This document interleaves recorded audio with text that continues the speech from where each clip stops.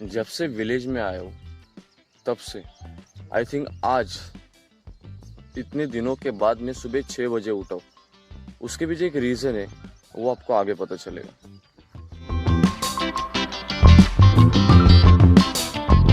मैं ओमकार नेवाते और आज की ये कहानी बचपन के उस सुनहरे पल की जो शायद बचपन में ही रह गए। वीडियो स्टार्ट करने से पहले मैं आपको डिस्क्लेमर देना चाहता हूँ कि इस कहानी में शायद आप नए वर्ड सुनने वाले या फिर आपने पहले से ही सुने होंगे, लेकिन कहानी बताने के लिए ये सही माहौल नहीं है। तो कहानी के लिए माहौल बनाना जरूरी है।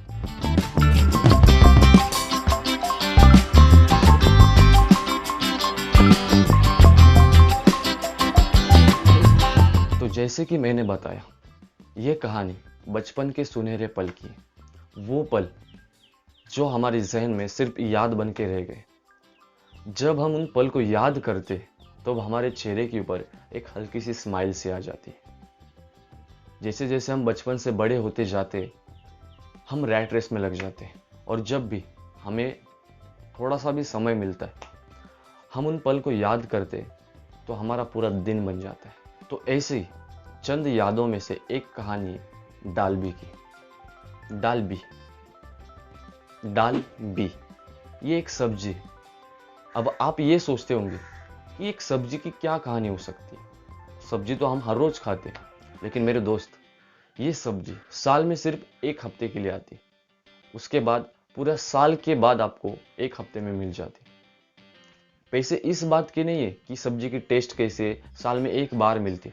पैसे तो इस बात के, जब हम गांव में से हर एक घर में से एक एक व्यक्ति जब सुबह 6 बजे उठ के 7 बजे उठ के उस सब्जी को निकालने जाता है, उस समय में जो एंजॉयमेंट होती है, जो झगड़े होते हैं, एक डालबी को लेके 2-3 लोग आते, उस पल के पैसे। सो ये कहानी उस डालबी की। डालबी वाल और पावटा इन सब्जियों की होती है।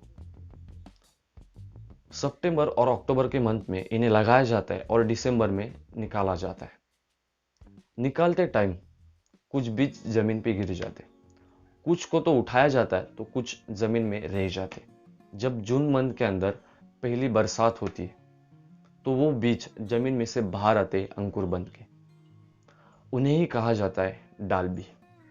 और पूरा गांव सुबह 6 बजे उठ के 7 बजे उठ के उन सब्जियों को निकालने जाता है, क्योंकि उसकी टेस्ट भी अच्छी होती है और जो मज़ा आता है निकालने में वो कहीं पर भी नहीं होता। सो ये डालबी की कहानी। तो इस पूरे कहानी से मैं आपको ये बताना चाहता हूँ कि जब हम बच्चे होते तब हमें पास्ट का कोई गम नहीं रहता, फ्यूचर का टेंशन नहीं रहता, बस हम प्रेजेंट में उस पल को जी रहे होते। लेकिन हम बड़े होते जाते तो हम बस रैट रेस में लग जाते। तो मैंने किताब में पढ़ा था कि हमारे अंदर के बच्चे को कभी मरने मत देना, क्योंकि वही वो बच्चा होता है जो प्रेजेंट में जीता है, उस लाइफ को एंजॉय करता है।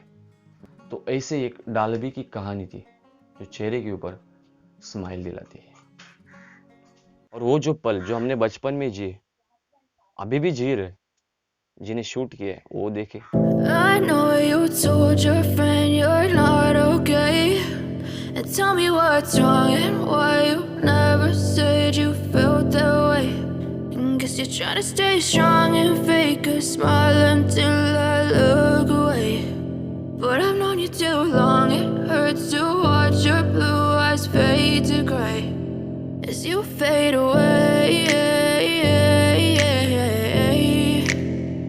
as you fade away.